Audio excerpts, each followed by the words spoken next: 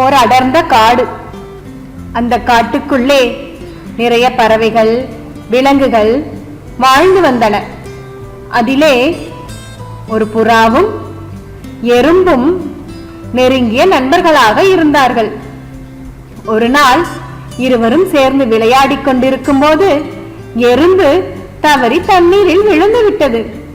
உடனே புறா மரத்தில் இருந்து ஒரு இலையை பறித்து தண்ணீரில் போட்டது.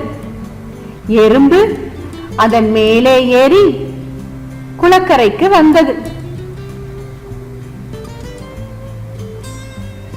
தன் உயிரை காப்பாற்றிய புறாவிற்கு நன்றி கூறியது. சில நாள்கள் கழித்து வேடன் ஒருவன் காட்டிற்கு வந்தான்.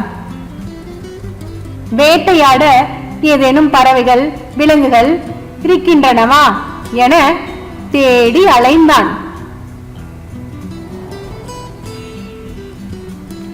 புறாவை கண்டவன் அதன் மீது அம்பு எய்த நினைத்தான்.